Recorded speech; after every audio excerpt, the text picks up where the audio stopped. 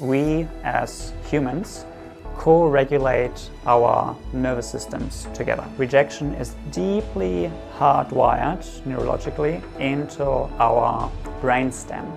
And when we experience rejection, it actually makes us reevaluate our value and our worth as a human being. So that yucky feeling, that feeling weighed down, that repulsive sensation that comes with rejection actually has a purpose.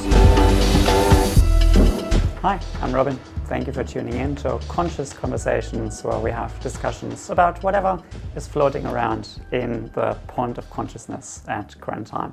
Today I would like to spend some time to talk about rejection, because this is something that a lot of people are experiencing at the moment, a lot of people are dealing with. I certainly am, and I certainly have. Maybe some of you can relate to that, because of life decisions you make or opinions that you have, and the consequences that come with that to all of us at the moment.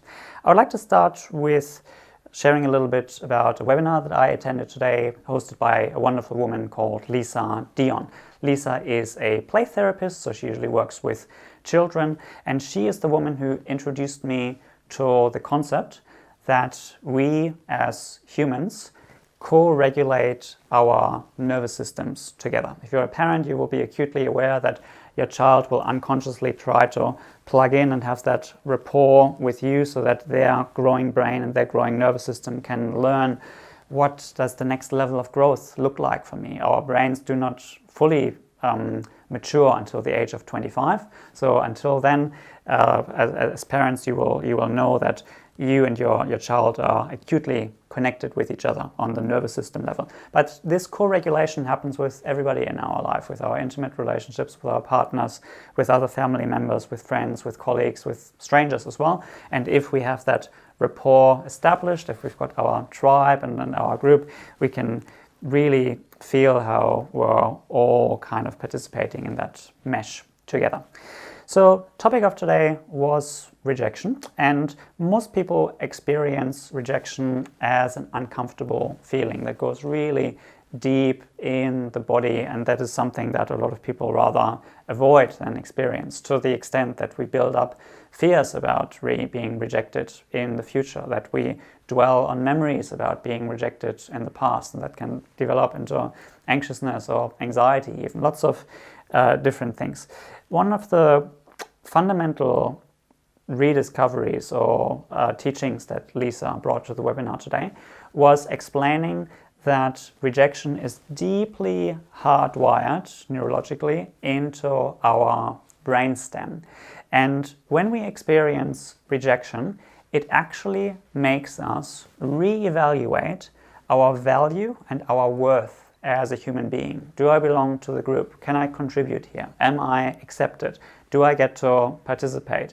All these things are really fundamental, primal survival instincts, survival strategies, survival concerns that we are confronted with when we experience rejection. And this is why it's something that's so non-verbal sometimes, so primal, so basic, so deep in our body when we experience rejection.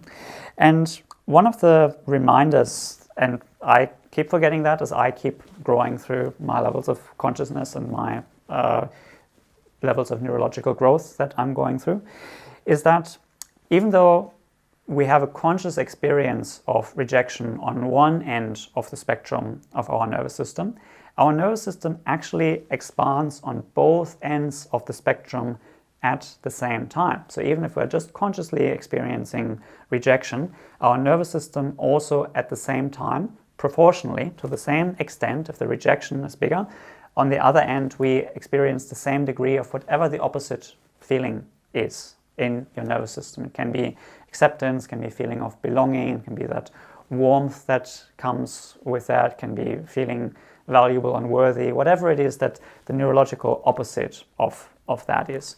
And so it's important to remember that the purpose of experiencing rejection is to really develop that end of the spectrum of our nervous system. There are certain parts of the brain that only get triggered on that end and spectrum of the nervous system. They do not develop, they do not evolve, they do not integrate if we are experiencing the support, the approval, the comfort. They are understimulated, and ultimately our nervous system is taking us through the whole spectrum of all possible human emotion.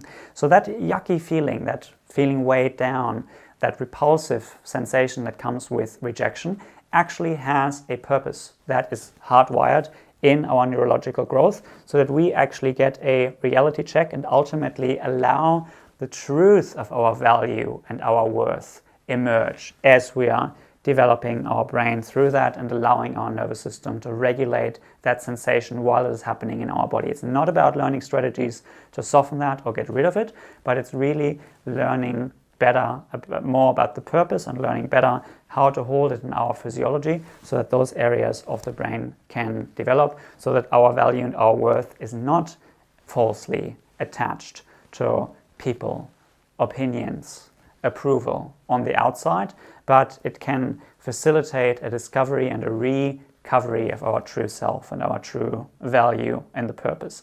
And this would not happen if we would not experience the neurological friction that comes with the heaviness of that feeling. So that is the purpose of it. And ultimately life is just about being able to get better, to remember once we reach the next level of rejection, we reach the next level of fears of being excluded and not belonging and all that, to allow that to integrate to the next level as well.